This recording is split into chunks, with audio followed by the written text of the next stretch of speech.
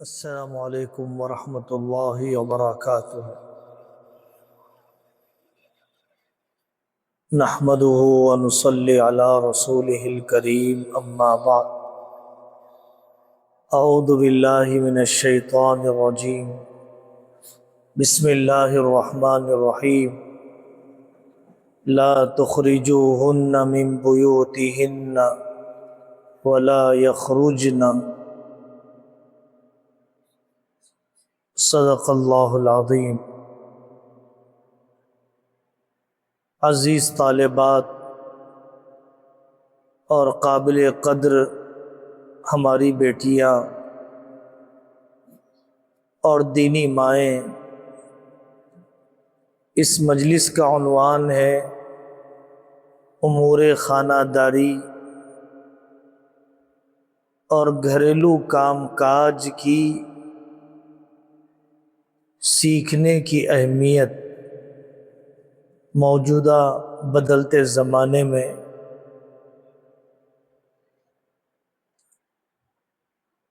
Kitchen کا کام، صفائی کا کام، گھر کا بجٹ بنانے کا سلیقہ،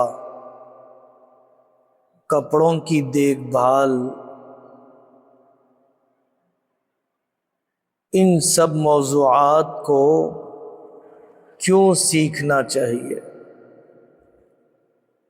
اگر ہمارے مدرسے میں پکوان میلہ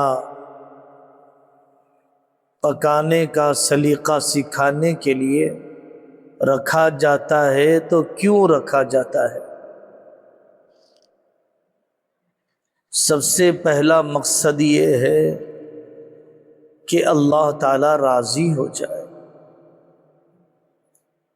اگر ماں باپ راضی ہوں گے اللہ راضی ہوں گے، شوہر راضی ہوگا اللہ راضی ہوں گے،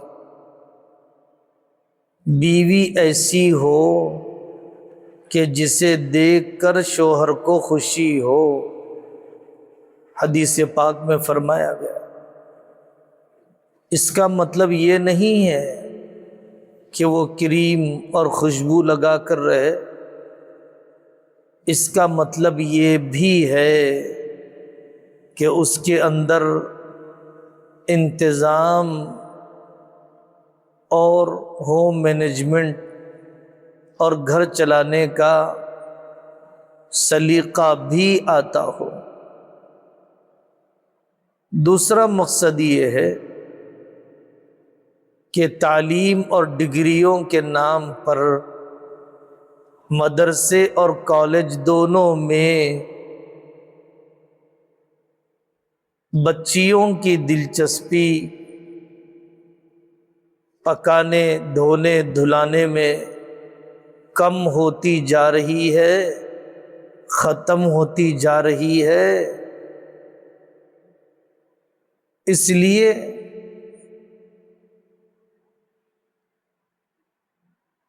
اس وقت ضرورت بہت بڑھ گئی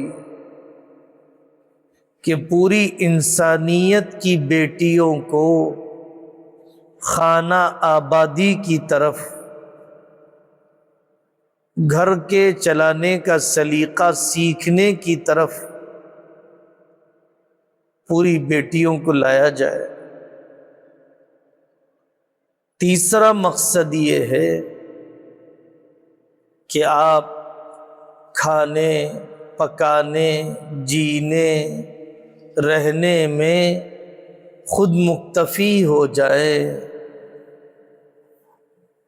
کسی اور کے محتاج باقی نہ رہیں۔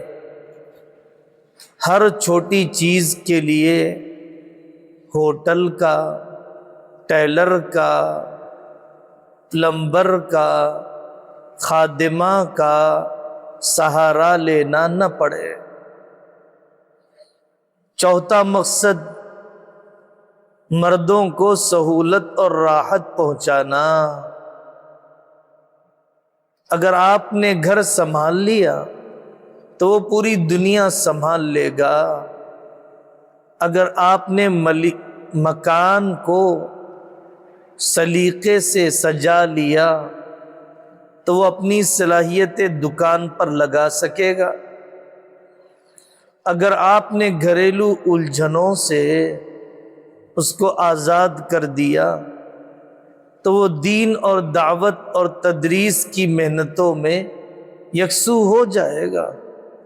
اگر مرد ذہنی طور پر پرسکون ہیں تو مردوں کے پرسکون ہونے کا ایک راز ان کی عورتوں کا گھر سنبھالنا بھی ہے۔ پانچواں مقصد اچھی طرح سمجھ لو، بازاری کھانے اور بازاری کپڑوں سے بچانا۔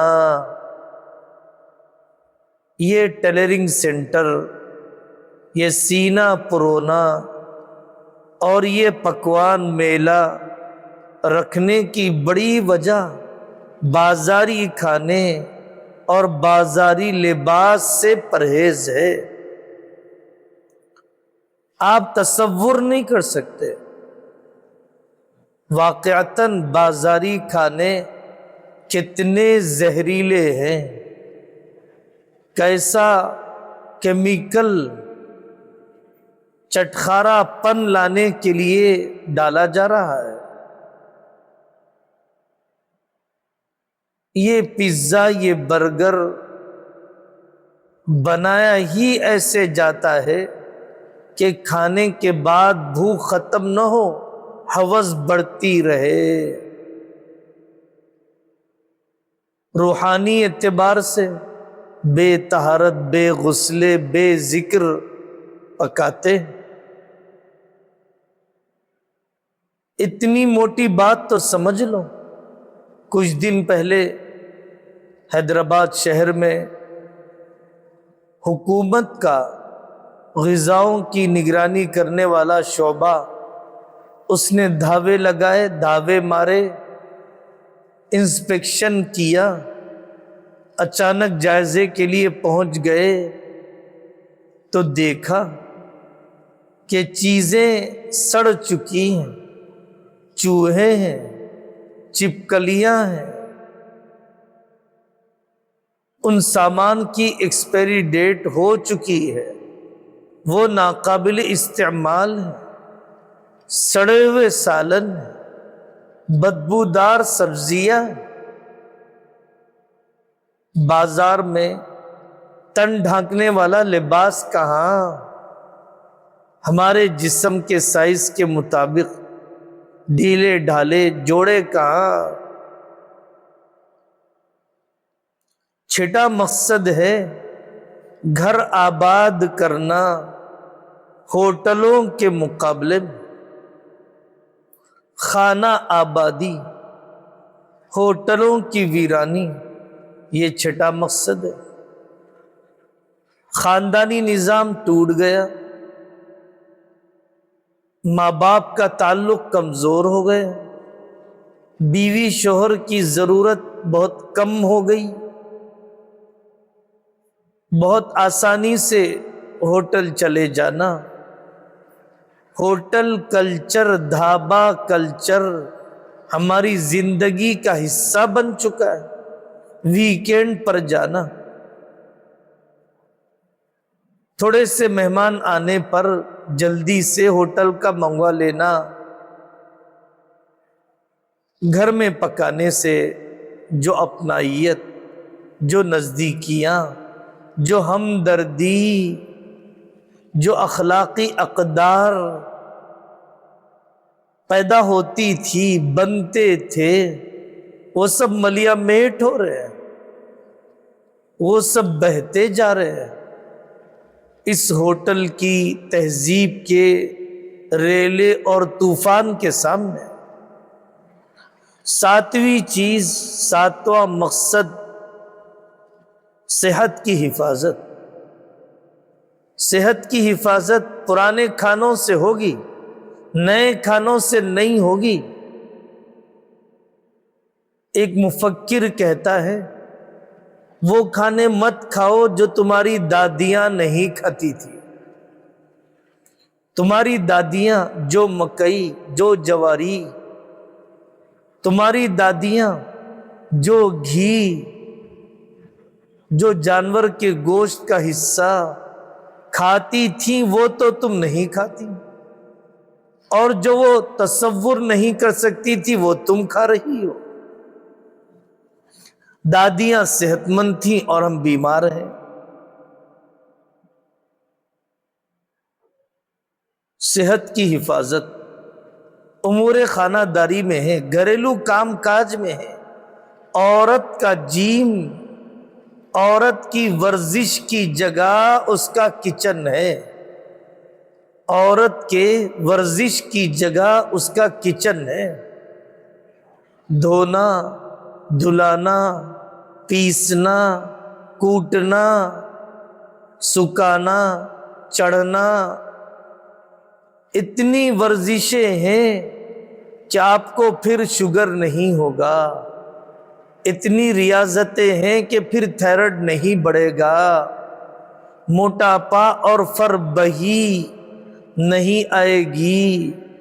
ورزش کے نتیجے میں کلوریز گل جاتے ہیں، چربی بنتے نہیں ہے، پھر اس کے بعد شوگر پیدا نہیں ہوتی۔ شوگر کے پیدا ہونے کی بنیادی وجہ سہولت پسندی ہے، لگژری لائف ہے، سامان راحت ہے۔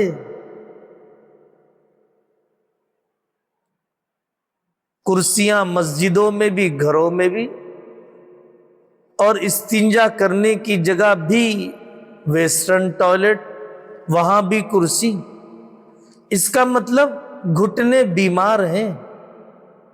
ہڈیوں کے بڑے ڈاکٹر ہیں حیدرآباد کے، وہ کہنے لگے کہ ہمارے استاد کے پاس جب بھی کوئی پیشنٹ آتا ہے تو وہ اسے پہلے قعدے میں بٹھاتے ہیں، نماز میں جیسے قعدے میں ہم بیٹھتے ہیں ویسے بٹھاتے ہیں۔ اگر تمہیں ایسے بیٹھنے آتا ہے تو تم صحت مند ہو، اور اگر تمہیں کرسی اور چیئر کی ضرورت ہے تو تم بیمار ہو۔ شوگر موجودہ زمانے کی سفید چینی کتنا بڑا زہر ہے۔ 8واں مقصد ہے فون سے بچانا۔ اگر آپ امور خانہ داری اور ہوم سائنس میں دلچسپی لیں گی تو اضطراری طور پر چاہتے نہ چاہتے ہوئے، خواہی نہ خواہی فون سے دور رہیں گے، ضرورت محسوس نہیں ہوگی، آپ کے گھر میں رونقیں نظر آئیں گی، رشتوں میں خلوص و وفا نظر آئے گی۔ 10واں مقصد ہے افراد خاندان میں نزدیکیاں پیدا کرنا۔ جب آدمی محنت سے بنا کر اللہ کو راضی کرنے کے لیے کھلاتا ہے تو جس کو کھلائے گا اس سے محبت بڑھے گی، اور جو کھائے گا اس کی بھی محبت بڑھے گی کھلانے والے سے۔ حضرت آقا صلی اللہ علیہ وسلم کی حدیث ہے، ہدیہ دو محبت بڑھاؤ، محبت کرو۔ 10واں مقصد ہے وقت کی بچت۔ بازار سے کھانا آئے، بازار سے کپڑا آئے، معمولی پھٹن اور مرمت بھی ٹیلر سے ہم کروائیں، نوکرانی کا ہم انتظار کریں، اس میں کتنا وقت چلے جائے گا؟ خود پکائیں گے، خود سیئیں گے، کتنے کم وقت میں ضرورتوں کی تکمیل ہو جائے گی۔ 11واں مقصد ہے پرسکون ماحول۔ اگر آپ امور خانہ داری کی ماہر بن جاتی ہے تو واقعتاً پرسکون ماحول بنتا ہے۔ کبھی سوئیگی والے کے آنے کے لیے انتظار کرنا پڑ رہا ہے، کبھی زومیٹو والے کی طرف سے شرارت کے واقعات ہو رہے ہیں۔ شوہر کو اعتماد ہے اپنی گھر والی پر۔ یہ کیسی گھر والی ہے جو گھر آباد کرے بغیر گھر والی بن گئی۔ قرآن نے کہا لا تخرجوہن من بیوتہن، ان عورتوں کو ان کے گھر سے نہ نکالو۔ تو یہ گھر والی ہے، مرد گھر والا نہیں، یہ گھر والی ہے۔ گھر کی نسبت عورت کی طرف کی گئی، اس لیے کہ گھر کی آبادی ویرانی یہ عورت پر موقوف ہے۔ 12واں مقصد ہے راحت طلبی کا خاتمہ اور بیماریوں سے دوری۔ کپڑے سینے کے لیے آپ پیر چلائیں گی، کچھ نہ کچھ تھکیں گی، تو اس کی وجہ سے جسم بیماریوں سے محفوظ رہے گا۔ آج لوگ دواؤں پر پیسے لگانے تیار ہے، ورزش کے لیے وقت دینے تیار نہیں۔ اور دنیا کا یہ فارمیسی کا مافیا، دوا ساز ظالم کمپنیاں یہ چاہتی ہیں شوگر ختم نہ ہو، یہ چاہتی ہیں بی پی ختم نہ ہو، یہ چاہتی ہیں اسٹریس اور تھائرائیڈ ختم نہ ہو تاکہ ہماری دوائیں بکیں۔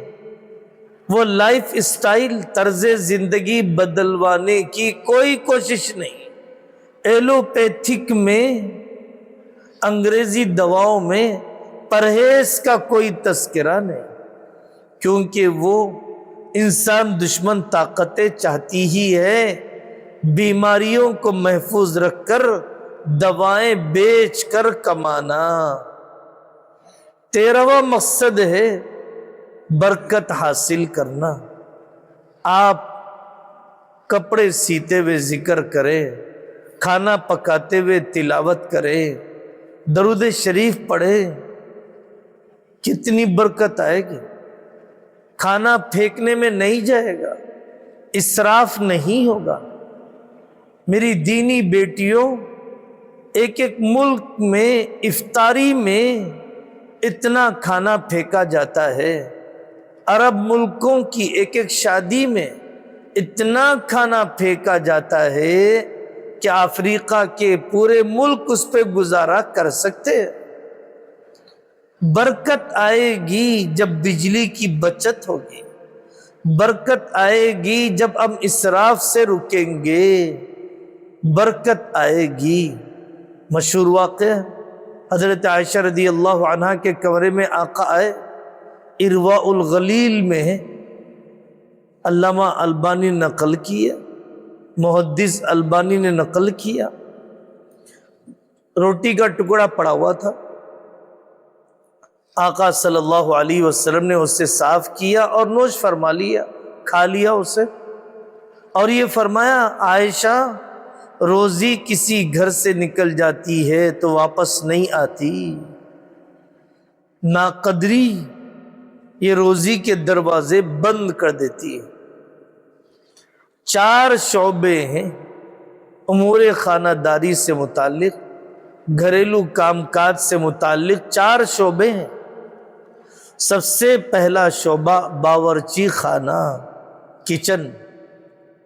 اس میں روزانہ کا کھانا اور دعوت کا کھانا ہمیں بنانا آ جائے، برتن دھونا اور کچن اور گھر کو مجموعی طور پر صاف رکھنا ہم سیکھ جائیں، راشن اور سبزیاں اس طور پر ٹھکانے لگانا کہ اس میں کیڑے مکوڑے پیدا نہ ہوں، رہ نہ جائے، بچ نہ جائے، ناقابل استعمال بن نہ جائے۔ تو راشن اور سبزیوں کا انتظام، املی لا کر رکھ لیا، ہلدی گوبر میں پکائے بغیر حلال ہلدی، پاک ہلدی پیس کر رکھ لیا، سبزیوں کو کیڑے مکوڑوں دواؤں سے دھو کر محفوظ کر لیا۔ باورچی خانے میں جاتے ہوئے ہمیں یہ بات اچھی سمجھنا ہے کہ ذائقے اور ٹیسٹ کے چکر میں نہ جائیں، غذا اور قوت کی فکر کریں۔ ویسٹرن کلچر نے، موجودہ زمانے نے اقدار بدل دی ہے، لذت کی فکر زیادہ ہے، صحت کی فکر کم۔ اسپائسی ہو اس کی فکر ہے، ہیلتھی ہو، ہائیجینک ہو، اس کے سلسلے میں کوئی سوچ نہیں۔ وقت پر کھانا ملنا، اس کی منصوبہ بندی کرنا پڑتا ہے۔ شوگر والے کو وقت پر کھانا نہیں دیا، پرہیز والے کو پرہیزی کھانا نہیں دیا، بیماریاں بڑھ رہی ہیں، خاندان کے خاندان ننگے ہو رہے ہیں، رہی صحیح دولت لٹ رہی ہے۔ وقت پر آن ٹائم کھانا نہ دینے کی وجہ سے غیر طیب غذاؤں کا رجحان ختم کرنا ہے۔ غیر طیب اللہ نے حلال دیا، پاکیزہ کھانے دیے، حرام اور ناپاکیزہ چیزیں کیوں کھاتی ہو، کیوں کھلاتی ہو؟ گٹکھے، زردہ اور کون کون سی بدترین قسم کی چیزیں۔ موجودہ صاف کرنا، بیت الخلا کی گندگی کو دھونا تاکہ مختلف قسم کی بیماریاں اور بیکٹیریا جراثیم کے راستے سے ہم تک نہ پہنچے۔ یہودیوں کے صحن گندے ہوتے ہیں، ہمارے صحن صاف ہوتے ہیں۔ ہم میں اور یہودیوں میں فرق یہ ہے۔ تو یہ کیسے ہو سکتا ہے کہ ہمارا صحن تو صاف ہو، گھر کے اندر کے کمرے گندے ہوں؟ خوش سلیقگی سے، خوش منظری سے آنکھوں کو ٹھنڈک پہنچتی ہے۔ فینائل کا استعمال کیسے ہونا چاہیے بیت الخلا میں؟ ٹائلز کا دور ہے، غیر مرتب پتھروں کا نہیں۔ تو پوچھا کتنے دن میں لگائیں، کیسے لگائیں؟ ناپاک کپڑے کہاں پر سلیقے سے رکھے جائیں؟ واقعتاً اسراف آ گیا گھریلو زندگی میں۔ فرنیچر کو دیکھو، فانوس اور قمقموں کو دیکھو، بلا ضرورت بچھی ہوئی قالین کو دیکھو۔ لیٹسٹ چاہیے مارکیٹنگ کرنے کا انداز، اشتہارات ایسے ڈالے جاتے، لیٹسٹ، ایسے پرکشش عنوان کہ آدمی خریدنے کی طرف متوجہ ہو۔ لوگوں کی نگاہوں میں اچھا ہونے کے لیے، برانڈ مینٹین کرنے کے لیے، فیشن کی فکر زیادہ ہے، صفائی اور خوبصورتی کی فکر نہیں۔ اچھا دکھنے کا جذبہ، یہ سارے کام اور اخراجات، ایک ایک دانت کی سرجری، ایک ایک چمڑی کی سرجری، اگر آپ گھر کی صفائی سیکھ جائیں گی تو بازاروں اور دواخانوں کو وقت دینا کم ہو جائے گا، عدالتوں کو وقت دینا کم ہو جائے گا۔ سادے مکان میں راحت ہوتی ہے، دیکھ لو، سادہ سیدھا بستر ہو، سامان ہو، حضرت نبی پاک صلی اللہ علیہ وسلم کی طرح کتنی راحت ہوتی ہے۔ ہم سامان بھر بھر کے کوشش کرتے ہیں کہ ہمارے درمیان محبتیں پیدا ہو جائے، یہ نہیں ہو سکتا ہے۔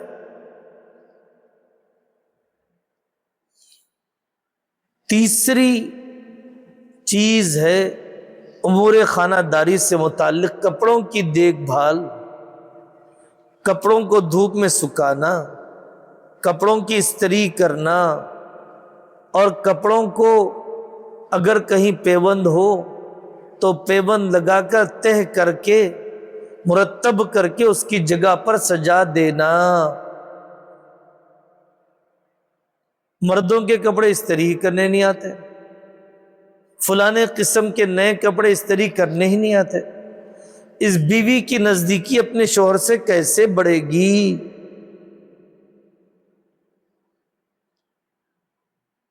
چادروں کی صفائی کیسے ہونی چاہیے؟ بڑی چھوٹی چادروں کی صفائی کا سلیقہ کیا ہے؟ گھر میں دیمک نہ لگ جائیں، کیڑے نہ پیدا ہو جائیں، کھوکھلا نہ کر دیں، اس کی تدبیر کرنا پڑتا ہے۔ چوری کے واقعات نہ ہو ہمارے ہی درمیان، اس کی بھی نگرانی کرنی پڑتی ہے۔ اتنا مفصل باب ہے گھروں کی صفائی کے بعد کپڑوں کی دیکھ بھال کا۔ اور چوتھا کام امور خانہ داری کا ہے انتظام اور بجٹ بنانا، انتظام کرنا اور بجٹ بنانا۔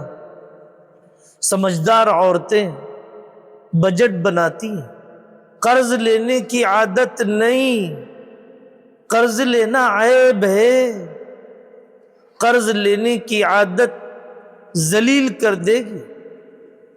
یہ قرضے کیوں لیے جا رہے ہیں؟ 4 کھانے کے لیے، شادی میں 200 مہمان کے لیے۔ جائز قرض بھی پسندیدہ نہیں، ناجائز قرض تو حرام ہے ہی۔ مشورہ کرنا چاہیے کتنے بجے سوئیں گے، کتنے بجے اٹھیں گے۔ نیند تو وہی ہے جو رات میں ہو، جیسے سورج ڈھلتا ہے